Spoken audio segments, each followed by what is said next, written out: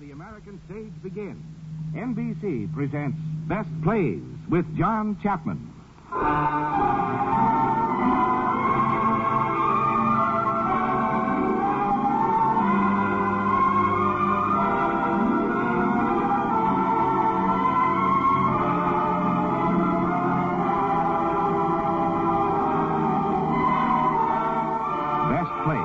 A series of hour-length dramas selected from the outstanding successes of the New York stage. Now, John Chapman, editor of the theatrical yearbook Best Plays and drama critic of the New York Daily News, is here to introduce Judith Evelyn and John Beale in Craig's Wife.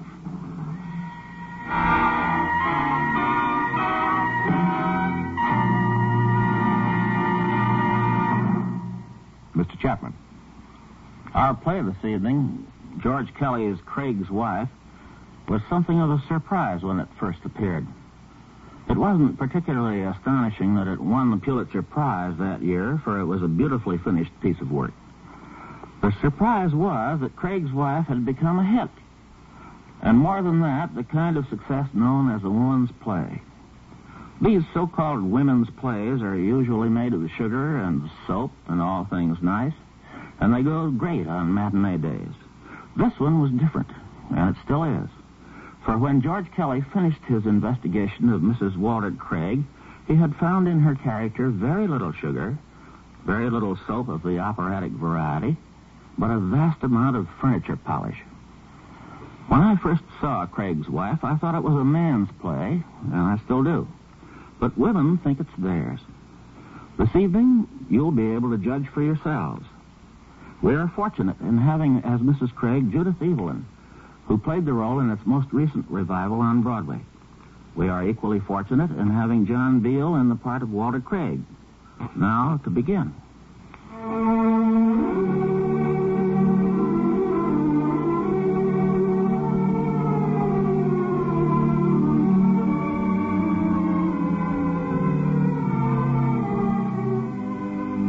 The time of our play is the present. Or any time. The scene is the living room of Walter Craig's home in a fashionable suburb. And since the whole story will unfold before us in this room, we might as well take a careful look at it, for it has something to tell us. The room is a picture of orderly, frozen grandeur. The light-colored carpets, the polished furniture, the gleaming ornaments are in the most perfect taste. They are rich, elegant, and cold. We would know also, even if the room did not tell us, that those who live here are people of some means. For as the curtain rises, there is a uniformed maid standing at the front door and a housekeeper just coming in to speak to her. Maisie, someone come in? No, Mrs. Harold. I was just getting the afternoon paper off the porch. Oh, well, bring it out with you when you come. Don't leave it laying around in here. Be just like the lady to walk in on us. I thought you said she wouldn't be back from Albany until Saturday. Yeah, that's what she said. But it's just as well to keep a day or two ahead of a woman like Miss Craig, Maisie. She gets an idea there's a pin out of place around here. She'll take the first train out of Albany. Yes, didn't you tell me you worked out on Willows Avenue at one time? 2 years for Dr. Nicholson. Did you know any people out there by the name of Passmore? J. Fergus Passmore? No. Why? Listen to this. Fashionable Willows Avenue residence, scene of double tragedy.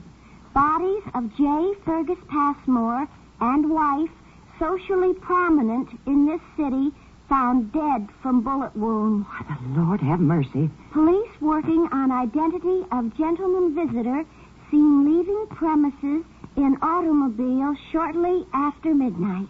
Oh, I didn't know him. Oh, Lord, the things that can happen. Oh, answer that, Maisie. I'll be in the kitchen, and mind you bring that paper in with you. Yes, Hello, Maisie. Oh, how do you do, Mrs. Craig? You're back soon. Yes, will you take these bags, please? Come in, Ethel, dear. You must be so tired. Yes, I am, Aunt Harriet. Will you see that the catch is on the screen door, Maisie? It was half open just now. Yes, Take your things off, Ethel. I think there's nothing so exhausting as train riding. Oh, Maisie? Yes, You can take these things right upstairs. Put Miss Landreth's bag in the corner room. Yes. Oh, and Daisy, will you please use the back stairs to go up and down? Oh, yes. I always keep forgetting that. You know, Ethel, it doesn't seem to occur to anybody in the house to use the back stairs.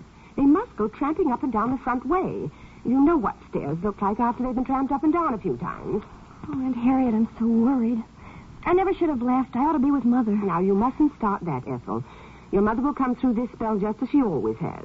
But Dr. Wood sent for me. He phoned the college. Why would he if it weren't serious? Because your mother asked him to, I suppose. Just as she asked him to send for me. But you could see that it was only upsetting her to have us there. I assure you, I've seen this same thing time and time again. And what could we have done if we stayed? I wanted to tell her something. I didn't get a chance. The doctor said I'd better wait. Well, I would have told her. Was it something important? It was about Professor Fredericks at school. Mother met him last year, and she liked him very much. She said she hoped I'd like him well enough to marry him if he ever asked me. And has he asked you? Yes, that's what I wanted to tell her. She said she'd feel easier to know I had somebody in case anything ever happened to her. But why does a person need anybody, dear, if he has money enough to get along on, as you have? Personally, I can't conceive of being very much worse off than married to a college professor, stuck off in some dreadful place like Poughkeepsie or Northampton without a 10-cent piece to your name. How's he going to support you? Well, lots of professors are married, Aunt Harriet. But their wives are not living the way you've been accustomed to living. Not the wives of young professors, at least. I suppose he's young. 27. Well, there you are. I think you're very foolish if you allow your mother to rush you into this marriage. She didn't rush me. She wanted me to be sure I loved him. And I do. Now, that is your age, Ethel. That's the snare of romance. Oh, Aunt Harriet, you married. Not with any romantic illusions, dear. Though I have a full appreciation of Mr. Craig. He's a very good man. But I married to be independent. Independent of your husband? Of everybody. I lived with a stepmother for 12 years. And with your mother after she was married for 5. I married to be on my own. I haven't achieved that yet, but I know that it can be done. I don't understand you, Aunt Harriet. Well, I'm simply exacting my share of a bargain. Mr. Craig wanted a wife and a home, and he has them. I wanted security and protection, and I have them. But they're at the mercy of a man. I mean to secure them for myself. How? By controlling the man. But how, Aunt Harriet? And how do you make Mr. Fredericks do something you want? I tell him that I want him to. My dear, there are certain things men can't be told, particularly romantic men. But if he finds out that you want to control him... Well, that can't be proved, can it? Oh, you think I'm a very sordid woman? No, Aunt Harriet, I just don't think it's quite honest. It's so very much safer, dear. Yes, Mrs. Harold. After a while, Miss Craig, I thought the young lady had gone upstairs. No, but she's going now. Ethel, I want you to lie down and rest for an hour or two. You'll feel so much better. I'll call you for dinner. Oh, I can't eat any dinner, Aunt Harriet. I'm so worried. Yes, I know, dear. It's very trying, but worrying can't help her. But go on up now, Elsie. Straight down the hall and to the right. All right, Aunt Harriet. What was it, Mrs. Harold? I won't tell you, Miss Craig. The cook left on Thursday. She just went away and didn't come back. Did she get her wages? Yes, ma'am. I'd already paid her until Tuesday. I called the agency to send somebody out, but Miss Hewlett said she wanted to see you first. She says she sent so many, she wants to find out what's the matter before she sends any more. Well, she ought to have a few of them cooked for her. She'd know what was the matter. Mrs. Harold, those roses on the piano, where did they come from? Oh, why, that Miss Fraser across the street. She brought them over for your aunt. No, we'll take them out of here. The petals will be all over the room. Yes, ma'am. Well, I put them, ma'am. Well, I don't care where you put them, but I don't want to be picking petals up every 2 minutes. Well, maybe your aunt would like them in her room. You can ask her. She up there now? Yes, ma'am. Miss Fraser's showing her something about a pattern she's working on. Do you mean to tell me, Mrs. Harold, that Mrs. Fraser is upstairs? Yes, ma'am. Well, how did she get up there? Well, I'm sure I don't know, Miss Craig, unless Miss Austin asked her up. All right. Were there any letters or messages while I was away? There was a gentleman called Mr. Craig about 8 o'clock last night, but he'd gone out, so I give him the number Mr. Craig said he could be reached at. Who was the gentleman? Did you get his name? Yes, ma'am. He said his name was Birkmeyer.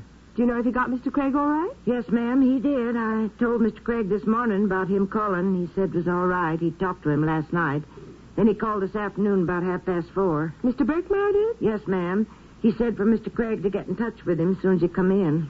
Would you remember the phone number, Mrs. Harold, the one Mr. Craig gave you? Oh, yes. I wrote it down here. Oh, here it is. It was Levering 3-100. All right, Miss Harold. Oh, and will you get another ball that belongs down here?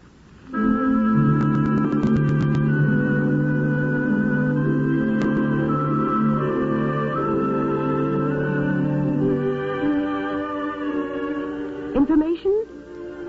Could you give me the address of the telephone number Levering 3-100? Oh, you can't. All right, it isn't important, thank you.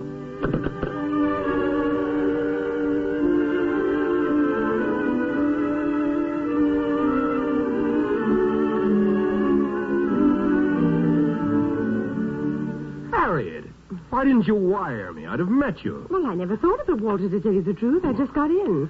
Oh, here, dear, don't put your hat on the chair. How is Estelle? Well, I couldn't see there was anything wrong with her more than usual. Good. Well, am I glad to have you back again. Oh, Walter, stop it. You're breaking my bone. Oh. It's better.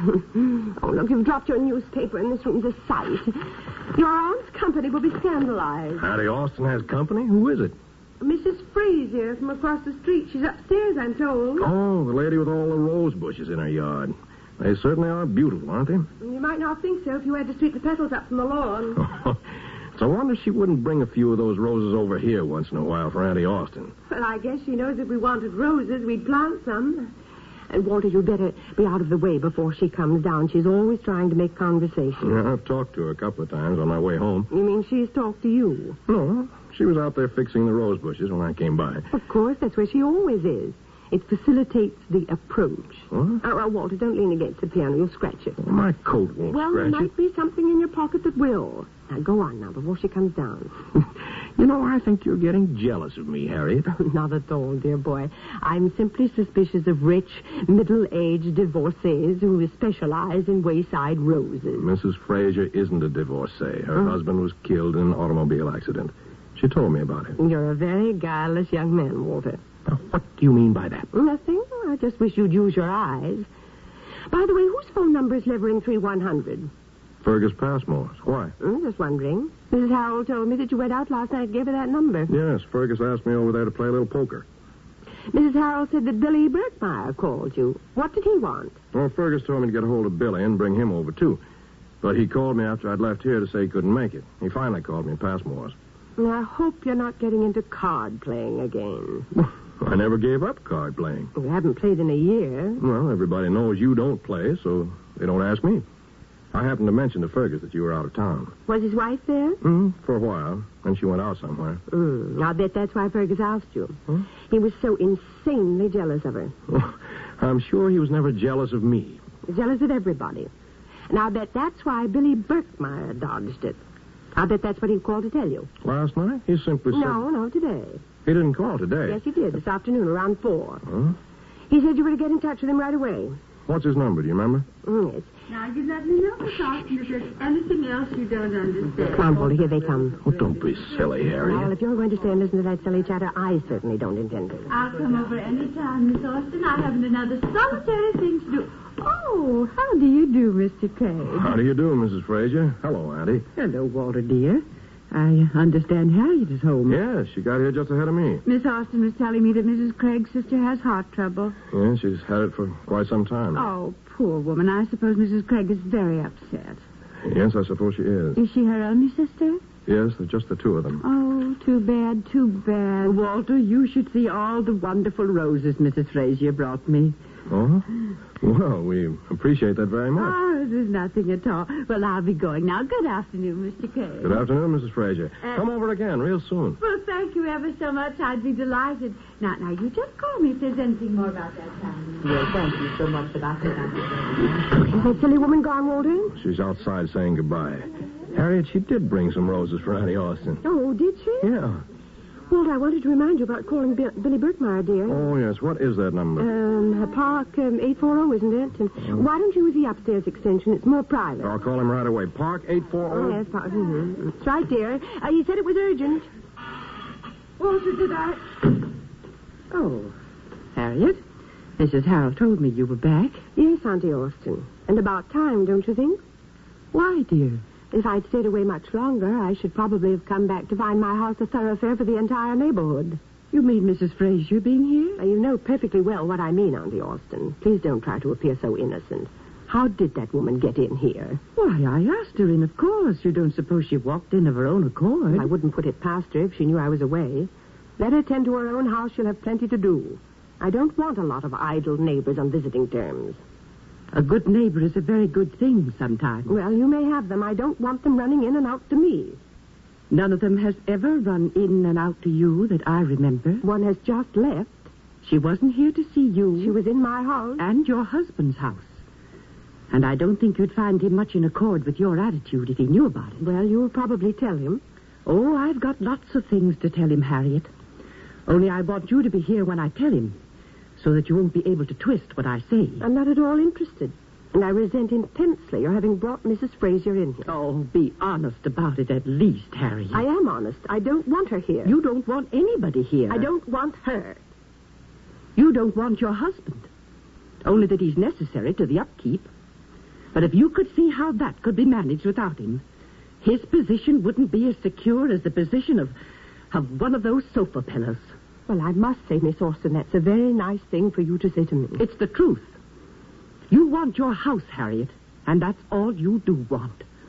And that's all you'll have at the finish, unless you change your ways. People who live to themselves, Harriet, are generally left to themselves. For other people will not go on being made miserable indefinitely for the sake of your ridiculous idolatry of house furnishings. You seem to have borne it rather successfully. I did it for Walter's sake. But now I've decided to make a change. Only I want my reasons to be perfectly clear to him before I go. I think I owe it to him. I couldn't reach Billy Birkmeyer. He's probably... Well, what's the matter here? I haven't the faintest idea, I'm sure. Oh, there's something. What is it, Auntie? Your aunt tells me that she's going to leave us. Leave the house, you mean?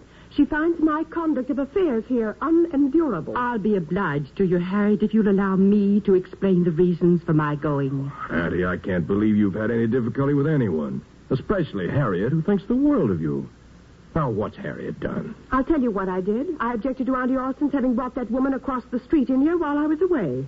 Mrs. Fraser? Well, what's the matter with her? She's a vulgar old busybody. That's what's the matter with her. She's been trying to get in here ever since we've been here. What do you mean? Harriet is provoked, Walter, because she has allowed herself to be tempted off form.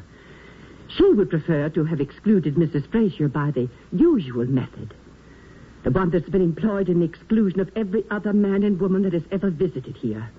I don't understand what you mean, Auntie. That's the danger, Walter, that you don't understand.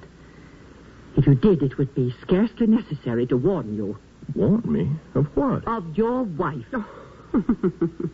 What are you laughing at, Harriet? She isn't really laughing, Walter. She's whistling in the dark. Oh, dear. She's terrified that her secret has been discovered. Oh, really? And what is my secret? I think it's hardly necessary to tell you that. She means that I've been trying to poison you secretly, Walter. Not so secretly, Harriet. Well, I'm sorry I must go, for I'm sure this is going to be very amusing. I have asked Harriet to stay, Walter. Well, I don't intend to stay. I've something more important to do than to listen to a lot of absurdities. I wish you'd tell me what's happened here, Auntie. Well, that isn't so easy, Walter, to tell a man.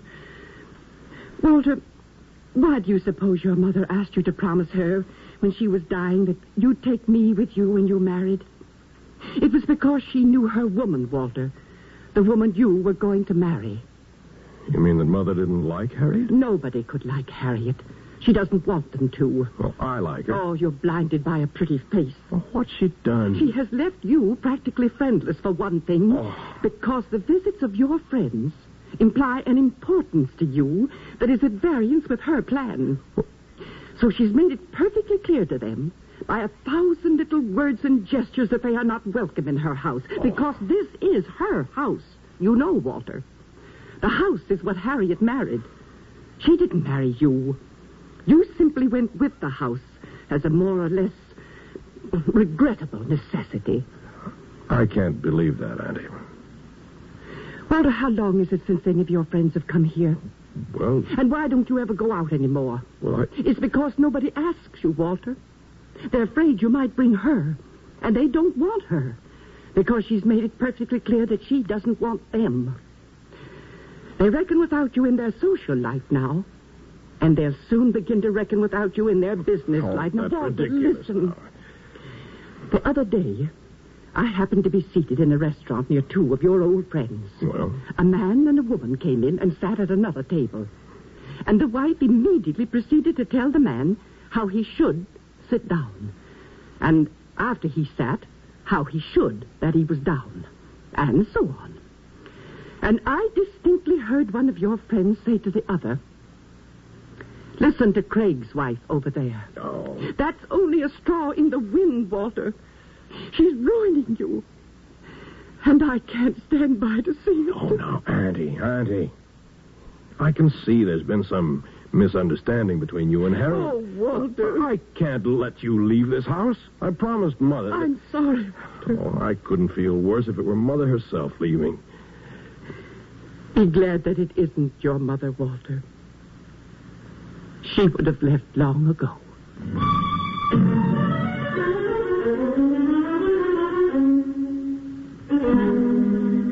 A gentleman to see you, Mr. Craig. Who is it, Maisie? Oh, Billy. Hello, Walter.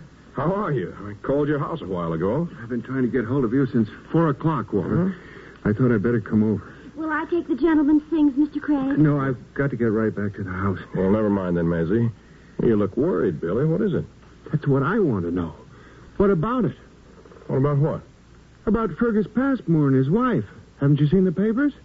No, why? Then you don't. Here, look at this. On the front page. Dead? What in the... Fergus Passmore and wife. Good Lord. I nearly had heart failure when I read it. I saw her at the Ritz last night at 12 o'clock. She was with that military gent she's been stepping out with lately. That's my hunch on this, Walter. You know how jealous Fergus always was of her. But I was out there last night until 12 myself. Did Adelaide get in before you left there? No, she didn't. Oh, I think I ought to get in touch with the police headquarters right away, Billy. That's why I wanted to get in touch with you. It says here they're looking for a man seen leaving the place after midnight. Well, sure, that's me. That's the time I got away from there. That doesn't mean anything. Only it's a good idea to let them know. Oh, this is a terrible thing, Billy. Terrible. I haven't got it through my head yet. Come on, quit reading. The thing for us to do is to hop out to Passmore's and try to find out what's going on. Maybe it's all cleared up by now. If they haven't found out anything, we'll get in touch with police headquarters and let them know where we are. Well, you weren't out there, Billy. No, I wasn't. But I talked to you on the telephone out there from my house. What? In a thing of this kind, they trace phone calls and everything else. Yeah. Come on, I've got my car right out here. Well, I'll just get my hat. I guess the quickest way is across the park. Sure, we can be there in 10 minutes. Come on.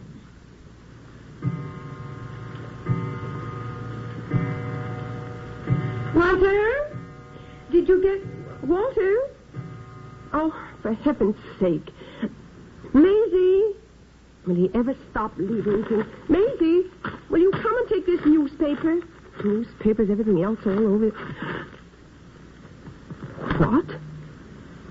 Bodies of J. Fergus Passmore and wife? No. Oh, dear Lord, no. Walter! Walter, are you upstairs? Walter! Were you calling me a minute ago, Mrs. Craig? Maisie, have you seen anything of Mr. Craig? Why, he was here a few minutes ago, Mrs. Craig, with a gentleman. What gentleman? Who was he? I didn't catch the name, ma'am. He came in an automobile. Did Mr. Craig go away with him? I don't know whether he did or not, Mrs. Craig.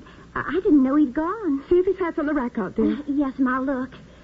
No, Mrs. Craig, it isn't. Oh, Lord, Maisie, listen. Yes, sir? Run out to the garage and see if he's there. If you find him, tell him to come back immediately. I want to see him. Hurry, Maisie, hurry. Tell him I want him right away.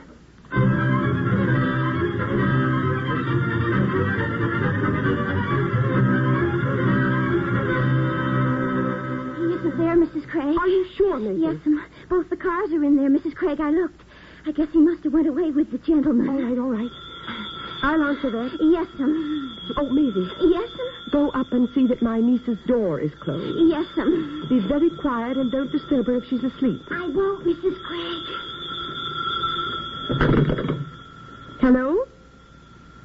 Yes, all right. Hello, this is Mrs. Craig speaking. Oh, Miss Landreth is lying down just now. Who is this? I see. Oh, why not a thing, Mr. Fredericks, except that she's very tired. You what? Oh, no, I don't see why you should put yourself to that trouble, Mr. Fredericks. There wouldn't be anything you could do when you get here. Well, I'd rather not call her, if you don't mind. Can I give her a message? I see. Well, it's very nice of you to be so solicitous, Mr. Fredericks, but I really don't care to disturb her just now. I'm very sorry. Maisie? Miss Landreth's door was closed, Mrs. Craig. All right, she was at the front door. Yes, Is Mr. Craig in? No, sir. He went out about 20 minutes ago.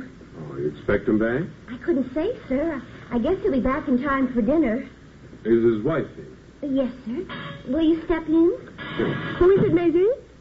Good evening, ma'am. You Mrs. Craig? Yes. I called to see Mr. Craig, and maybe you could give me the information I'm looking for. Yes? I'll tell you what it's about, Miss Craig. I suppose you've seen in the paper about this affair out on Willows Avenue? You mean that shooting affair? Yes, at the Passmore It's a home. dreadful thing. I've just been reading it here. Was it a robbery or something? No, there wasn't anything taken. Of course, it could have been an attempted robbery. Are you working on the case? Yes, ma'am. My name's Cattell. I'm from police headquarters. Oh. That doesn't need to alarm you, Mrs. Craig. There's no particular connection here. Well, I'm very glad to know that. No, this Passmore affair looks to me like a pretty clear matter of jealousy. Of course, there was a man seen leaving the house around midnight, but that wouldn't account for the death of Mrs. Passmore because she didn't get in until after 3 o'clock. I see. But you understand, we have to follow up on any little outside clue that might throw any light on it. That's what I want to see Mr. Craig about. You mean you think Mr. Craig might be the man that was seen leaving there last night? Oh, no, that's not it. They could have had any number of visitors during the evening. Yes, that's very true. We've had a report late this afternoon, Mrs. Craig, that there was a call made on your telephone here asking for the address of the telephone number Levering 3100. And that happens to be the Passmore telephone. But you mean somebody called from here? Oakdale, 623, that your number? Well, yes, but I can't imagine who it would be. The report says it was a woman's voice. Well, how extraordinary. Although it might have been one of the servants, it probably saw it in the paper and was curious to know where it was. Well, you see, ma'am, the address is in the paper and the phone number isn't.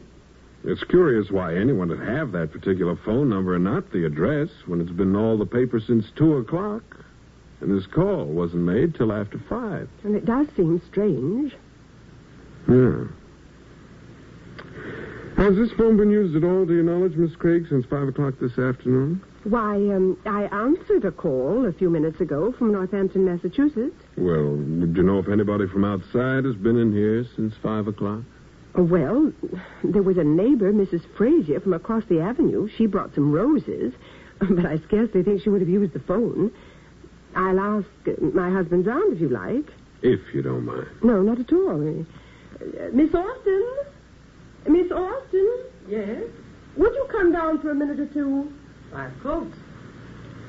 She'll be right down. I suppose I'd better call the servants, too, hadn't I? Yes, I'd like to see them for a minute. Maisie, would you come here for a minute? Mind if I use this phone, Miss Craig? No, not at all. Go right ahead.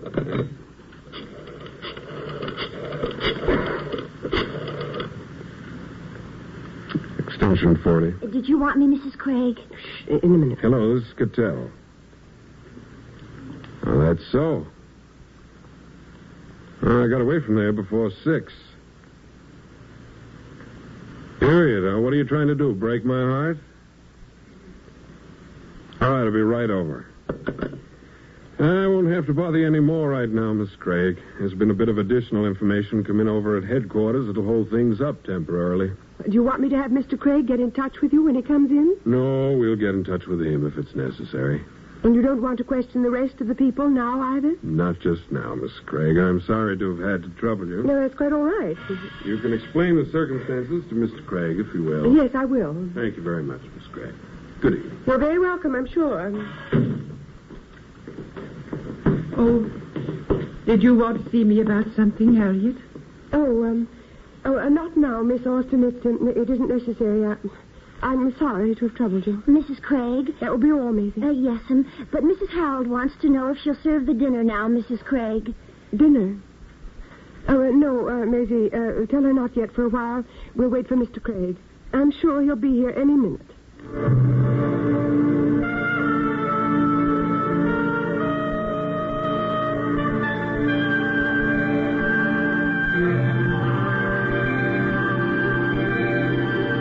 I'm John Beale. This is NBC, the National Broadcasting Company. Enjoy the finest in radio around the clock on KFI Los Angeles. Make it happen here. Be a winner with your community chest. The goal is within reach for the first time in 8 years. You can help today. If you haven't given, give now. If you have given, try to give at least $1 more. Time's short and the need is great. Send your check to Community Chest, Los Angeles 17 by December the 16th.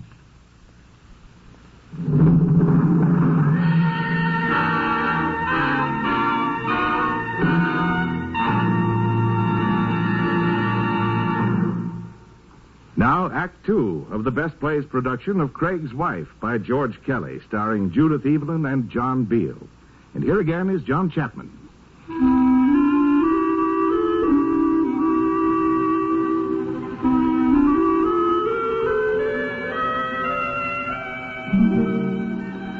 Into this carefully planned life of Harriet Craig, an event has come which she cannot control, which, therefore, she hates and fears. Now, in agitation and panic, she is waiting for her husband to return home. She has not long to wait, for just after 7 o'clock... Walter, where have you been? I've been out with Billy Birkmeyer, Harriet. Why? Haven't you seen the evening paper about Fergus Passmore and his wife? Yes, I've seen it. I've been nearly out of my mind for the last hour. I couldn't find you anywhere. I went out with Birkmeyer. Maisie said there'd been a man here in an automobile, so of course I didn't know what to think. I thought probably you'd been arrested or something. What would I be arrested for? Why, in connection with this thing, of course. The police are looking for you. You know that, don't you? The police? What for? Well, why do you suppose? Doesn't it say in the paper there that you were seen leaving Passmore's house at 12 o'clock last night? It doesn't say I was seen leaving there. It says a man. Who else could it have been but you? I don't know that. Oh, don't be absurd, Walter. Someone must have seen you. Somebody always sees. Nobody that I know. A man? Who else could it have been but you? I don't know that. Oh, don't be absurd, Walter. Someone must have seen you. Somebody always sees. Nobody that I know of. Well, the police were here anyway. Did they say I was seen last night? I don't remember what was said. I was too upset. I was never placed in such a position in my life. I didn't even know where you were. Well, Birkmeyer and I drove out to Fergus's. Oh, what in heaven's name for? Do you want your name dragged into this thing? Well, my name will be dragged into it anyway, won't it? You say they've already been here. They were simply looking for information. And they'll very likely come back. But you don't have to go out looking for them, do you? Well, you can't be playing games at a time like this, Harriet. No, and you don't have to go rushing out to meet a lot of scandalous publicity either. Why, to be in every newspaper in the country. Well, that wouldn't bother me in the least. My conscience is clear. Oh, don't be so absurdly romantic, Walter. If you've had nothing to do with it... What do you mean, if I've had nothing to do with it? Don't go picking me up on every word. Did the police say when they'd be back? I don't remember. Well, have they been to any other of Fergus's friends? I think I'll call up Birkmeyer and see if anybody's been there. Now, wait a minute, Walter. You're not going to do anything of the kind. Get away from that phone. Well, what's the matter? Don't you realize that phone is being watched? And they're probably watching Birkmeyer's, too? What for? Birkmeyer called you last night at Passmore's, didn't he? There's undoubtedly a record of that call. Well, that wouldn't involve my name. It would if the operator listened in. Do you think she has nothing to do but listen in on calls? She listened in on this one, didn't she? On which one? What? What did you say? Which call did the operator listen in on? Well, somebody must have listened in on something, or the police wouldn't have come here. Did they say the operator had reported on a call from here? I don't remember distinctly. There was something about a phone call. I assumed that it was the one that Birkmeyer made to you last night at Passmore's. Did they say when the call was made? What does it matter, Walter? The fact remains that the phone is being watched. And I want to know why it's being watched. Walter Craig, you're not to speak over that telephone. If you do, I'll leave this house. And you know what construction would be put upon that. What do you mean you'll leave this house? I mean exactly what I said. But do you think I could stay in this neighborhood 24 hours after my name had been associated with a thing of this kind? Harriet, can't you see the necessity of my being open and above board with I them? see no necessity of the one keeping still. But why create grounds for suspicion when there aren't any? There are grounds, Walter. You were out there last night. Well, that doesn't mean a thing. Evidently not to you. Well, does it to you? Well, what does that matter? It's not for me to determine your guilt or innocence. I'm not interested. You are not interested? I'm interested in the impression on the popular mind and the respect of the community we've got to live in. You mean you'd rather know I was involved in this thing and keep the respect of the community than know I was a victim of circumstances and lose it? Excuse me, Miss Craig. What is it, Mrs. Harold? I'm sorry to bother you, Miss Craig, but I'm afraid the dinner will be spoiled. You may serve it, Mrs. Harold. I'll be right on. Mrs. Harold. Yes, sir. Mrs. Harold, do you know if anybody has called that number I gave you last night on this telephone? You mean that number you gave me from Mr. Birkmeyer? Yes. No, sir. I don't know that anybody has. All right, Mrs. Harold. Thanks very much. I hadn't even thought about the number again, sir, until Miss Craig asked me for it when she came in this afternoon. Thank you, Mrs. Harold. Yes, sir. I'll serve dinner now. Why didn't you tell the truth, Harriet? I knew if I told you I made that call, you'd be on the telephone in 5 minutes telling the police. Why couldn't you be honest? Instead of trying to make it appear that I was responsible for bringing the police here. Oh, you needn't try to turn it on me. None of this would have happened if you'd been home last night instead of out playing cards with a lot of irregular people. What was irregular about Fergus Passmore? There must have been something. I knew as soon as my back was turned you'd be out with your friends again. That's why I came home. And what has your back being turned got to do with my visiting my friends? You wouldn't have been visiting them if I'd been here. Well, what would you have done? Locked the door on me? That wouldn't have been necessary. You haven't been visiting them in the last 18 months, have you? No, I haven't. And they haven't been visiting you either? No. Well, my aunt said a while ago that you'd driven all my friends away from this house. there are ways of getting rid of people without driving them away from the house. She also said you were trying to get rid of me, Harriet, without actually driving me away from the house. I don't know what you're talking about. How perfectly she knows you, Harriet. And here I felt sorry for her, thinking she was getting a little old and suspicious, particularly when she said you had excluded my friends. Do you think I wanted my house turned into a tavern? Well, my friends never turned my mother's house into a tavern. Well, they didn't play poker at your mother's house till all hours of the morning. Every Thursday night for 10 years. Well, evidently your mother and I had very different ideas of a house. Yes, very different. But don't make any mistake, Harriet, about my thinking you didn't want my friends here simply because they played cards. You didn't want them because, as my aunt says, their visits implied an importance to me that was at variance with your little campaign. A campaign that was to reduce me to one of those wife-ridden sheep that's afraid to buy a necktie for fear his wife might not approve of it. Oh, don't make yourself out such a martyr. You've had your share of this bargain. Bargain? Is that what this marriage is to you? You've been playing safe, haven't you? Right from the start. You've been exploiting me consistently in your shifty little business of personal safety. And now you'd throw me open to suspicion in this murder. Just to preserve that safety. I've been trying to preserve my home. That's all I've heard from you since the day I married you. Well, what else has a woman like me but her home? Well, hasn't she her husband? She could lose her husband, couldn't she? Well, couldn't she lose her home, too? Not if she knew how to secure it. Well, that's the point, Harriet. If she knew how to fix it for herself. Well, what if I have fixed it? I saw what happened to my own mother from being one of those I will follow thee, my husband, women. Her home mortgaged over her head for another woman till she could do nothing but die of a broken heart. And the other woman came in as my stepmother. But the house was never mortgaged over her head, I'll promise you. She saw to it that it was put in her name, and she kept it there. Well, why didn't you ask me to put this house in your name? Would have been more honest. I haven't done anything that wasn't honest. How would you know, Harriet? I've simply tried to be practical. I don't reproach you, Harriet. You simply married the wrong man. I married a romantic fool. That's what I married. How well we understand each other now, Harriet. Well, I understand you anyway, and you ought to thank your God that I do, for I don't know what would become of you if I didn't. The presumption of you. What? The presumption that you could make a remark like that. Excuse me, Mrs. Craig. That you could set yourself up to control Yes, me. Maisie. As though I was some sort of mental incompetent. Will you? What is it, Maisie? Excuse me, ma'am, but Mrs. Harold sent me to see if you were coming in to dinner. Well, yes, right away. Mental But I want to see you for a minute first, Maisie. Yes, ma'am. Romantic fool. Make a show of yourself in front of Maisie. Maisie, what is this card here? Why, it's the society card, Mrs. Craig, of the Mutual Benevolence. Well, what is it doing here on the mantelpiece?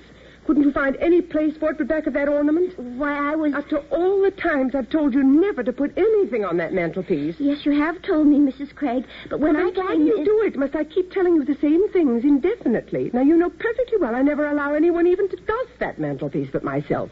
And yet the minute my back is turned, you use it as a catch-all for everything in the house. Mrs. Harold asked me something when I am came not in, and interested in what anybody asked you. That does not excuse you. I've told you over and over again never to put anything back of those ornaments, and you deliberately disobey me. But, Madam, And when a girl will not do as she is told, the best thing for her to do is to go someplace where she will be made to do it. So I want you to get your things together tonight and leave this house tomorrow morning. Yes, Mrs. Craig. Here's the card. Find some place for it besides back of an ornament. Yes, but... And tell Mrs. Harold to save the dinner. I'll be down in 2 minutes. I'm going up to see what my niece wants for her dinner. Oh, and Walter, you'd better go out and get your dinner before it gets cold. The dinner. She says the dinner will be cold.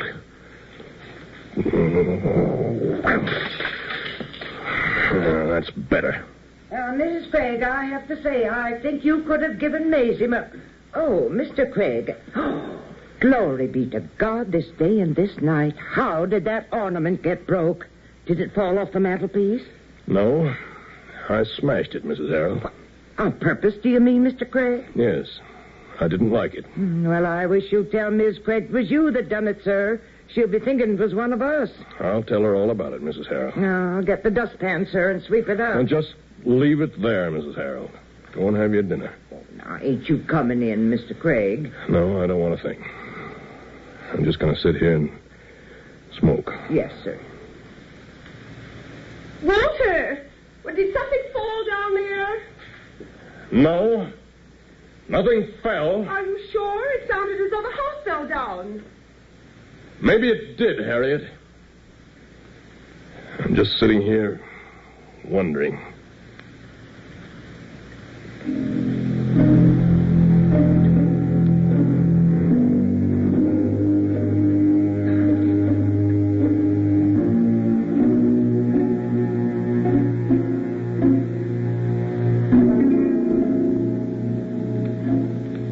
Mrs. Harold, has the morning paper come? Yes, ma'am. Mr. Craig's reading it out on the porch. Well, what is he doing up so early? Well, I don't think he was to bed, ma'am. He was sitting here in this big chair last night, and again when I come in this morning. What are you sweeping up there, Mrs. Harold? Why, it's that center ornament from the mantel, Miss Craig.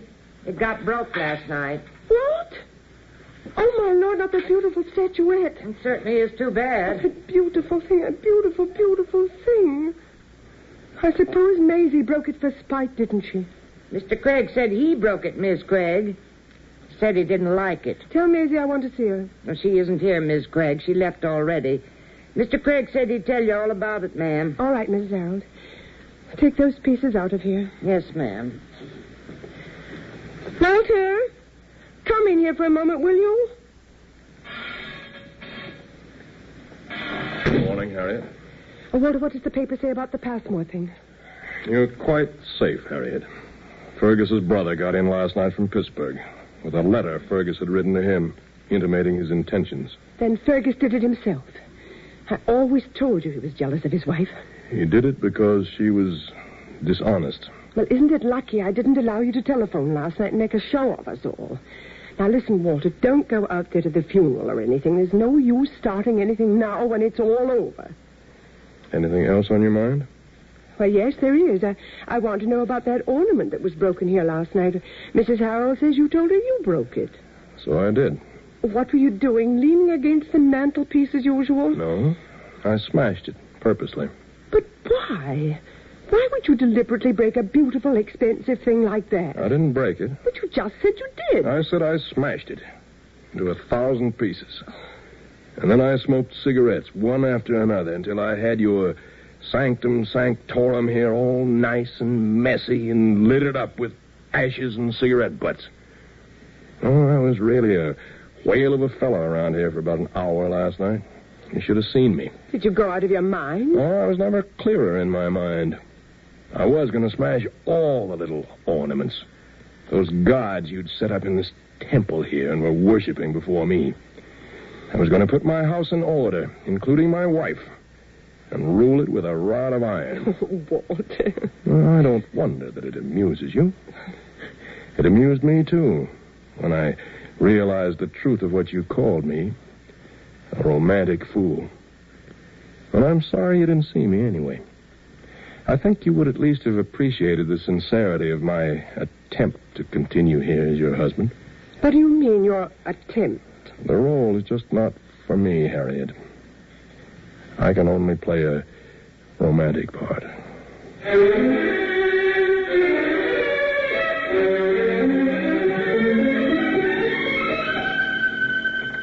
Ethel, dear child, what are you doing up so early? Harriet, I must go home. I'm too troubled in my mind to stay here any longer. Oh, now, Ethel, I'm sure you're upsetting yourself unnecessarily.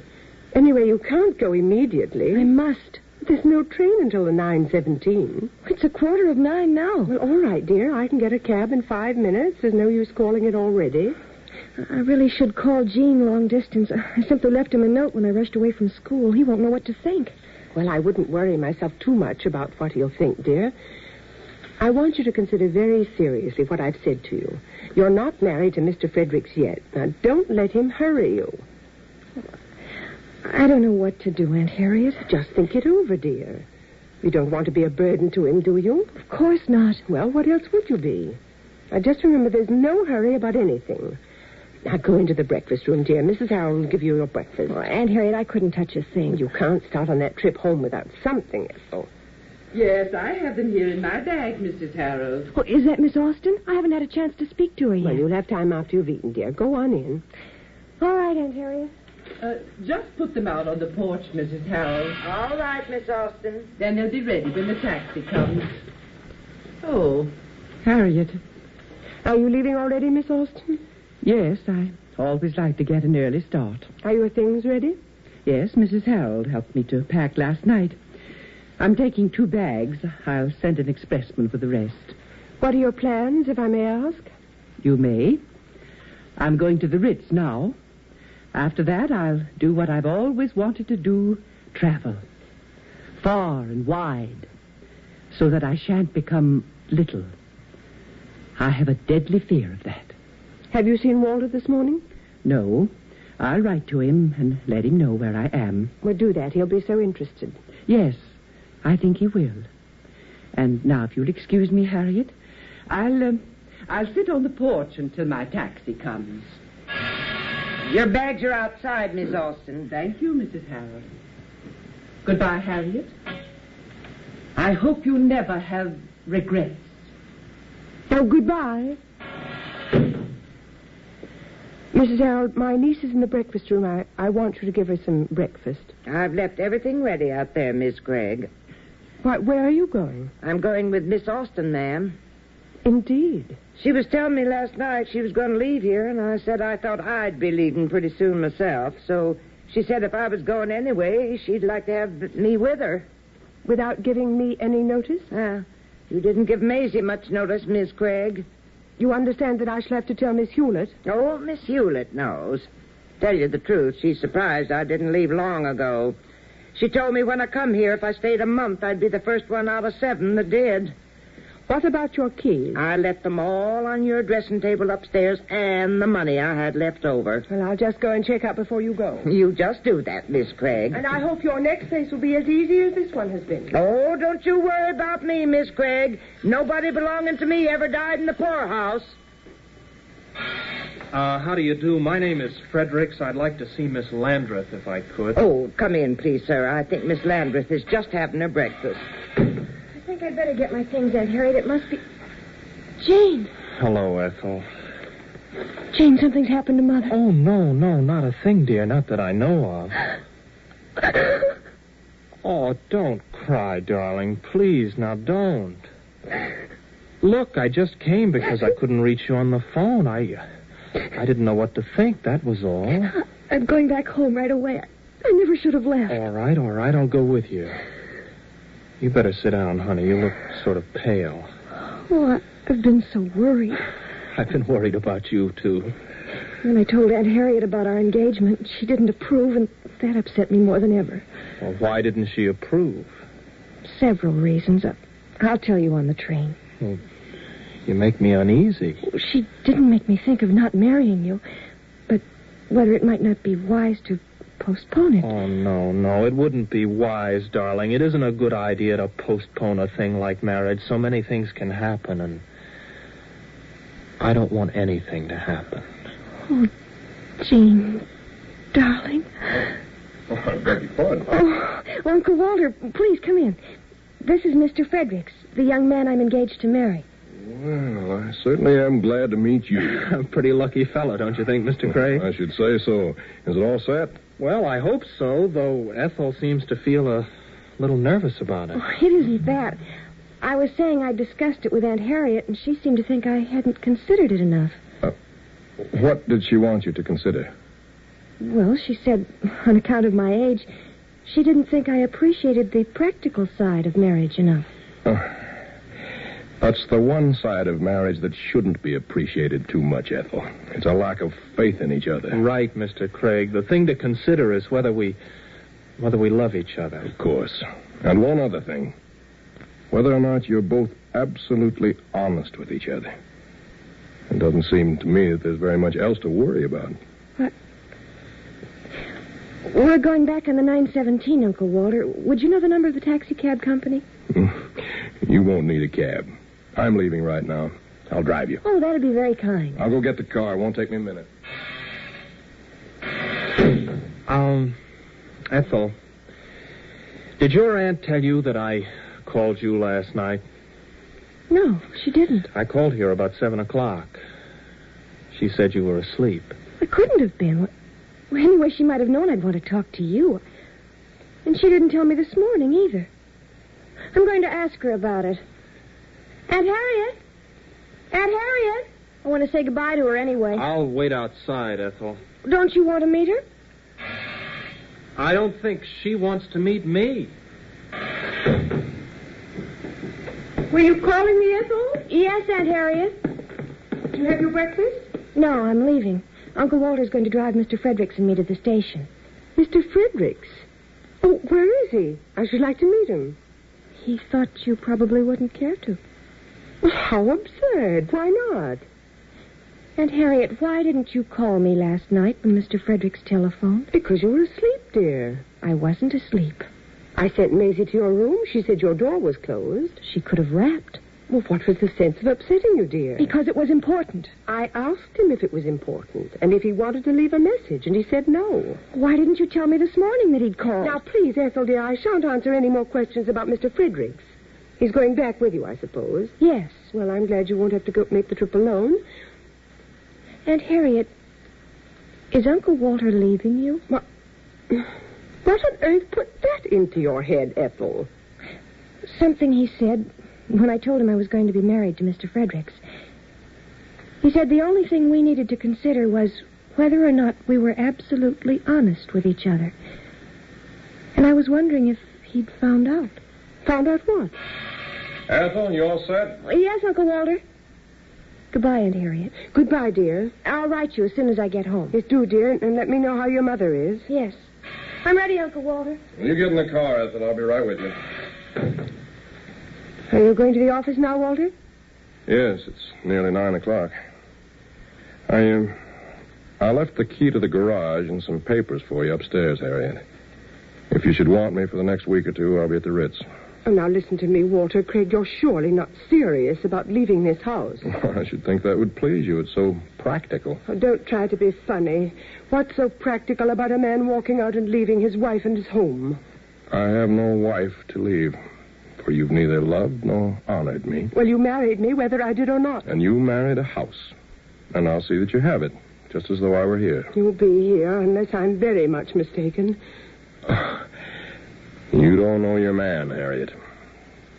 What did I do last night that was so terrible? You showed your hand, that was all. I kept you from making a fool of yourself. And you showed me how I could avoid making a fool of myself in the future. Well, you're certainly not beginning very auspiciously, I can tell you that. Well, at least now I'll be a self-respecting fool. And that's something I never could be if I stayed here, knowing that you hadn't Always respected you. Don't try to soften the blow, Harriet, because I assure you it isn't necessary.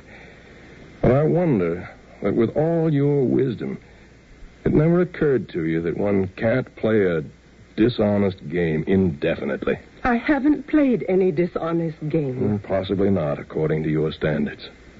But I think you have. And I think in your heart you know you have. And that's the rock that you and I are splitting on, Harriet. If this Passmore affair hadn't revealed you, something else would have. So my going may as well be today as tomorrow. Goodbye, Harriet. Walter.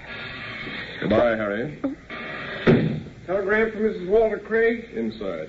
Okay.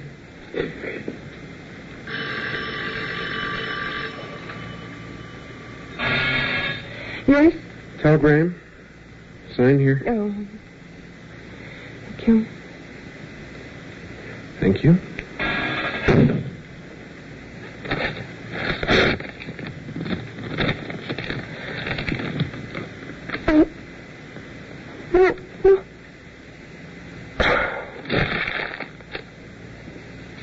Good morning, Mrs. Craig. May I come in? Mrs. Fraser.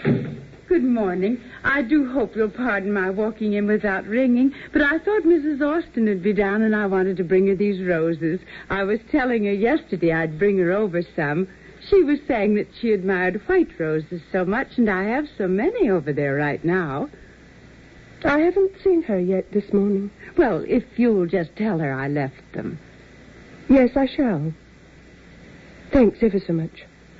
Oh, have you had any word about your sister this morning, Mrs. Craig? I saw the boy with the telegram, and I wondered.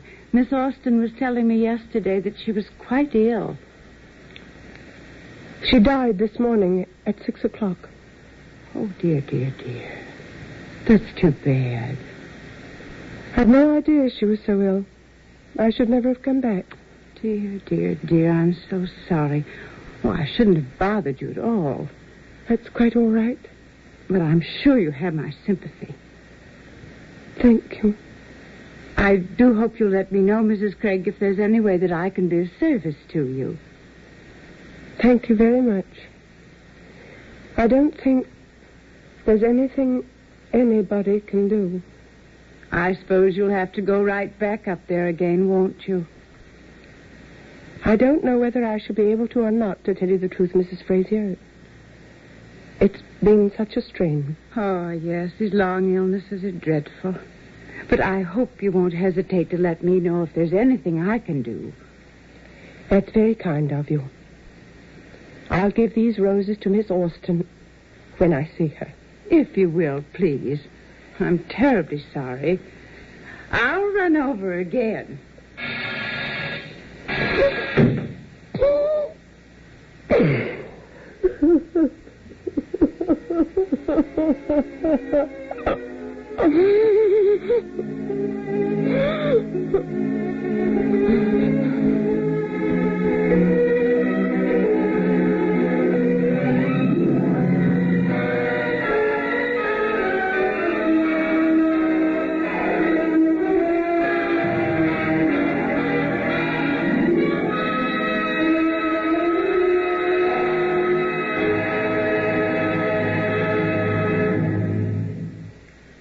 You have just heard the Best Plays production of Craig's Wife by George Kelly, starring Judith Evelyn and John Beale.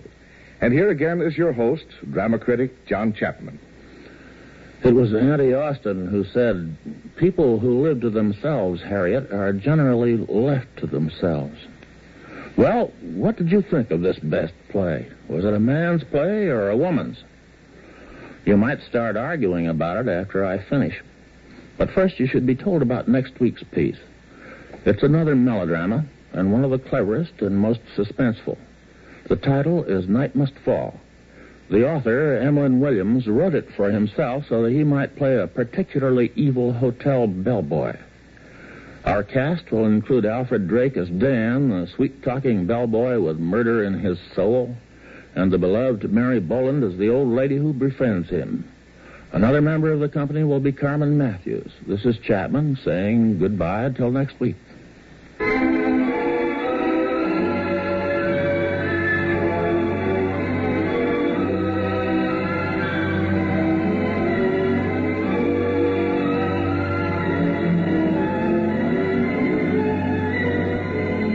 Craig's Wife by George Kelly was adapted for radio by Clarice Ross. Heard in the cast were Irene Hubbard as Mrs. Harold, Patricia Hosley as Maisie, Jane Webb as Ethel, Virginia Payne as Mrs. Frazier, Ethel Wilson as Aunt Austin, John Gibson as Billy Berkmeyer, Ross Martin as Officer Cattell, and William Redfield as Gene Fredericks.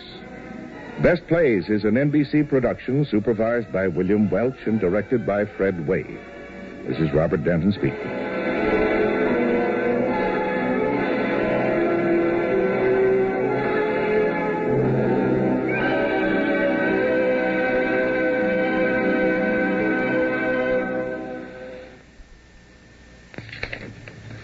Best Plays came to you transcribed, and we invite you to hear Theater Guild on the Air at 5:30 this evening on NBC.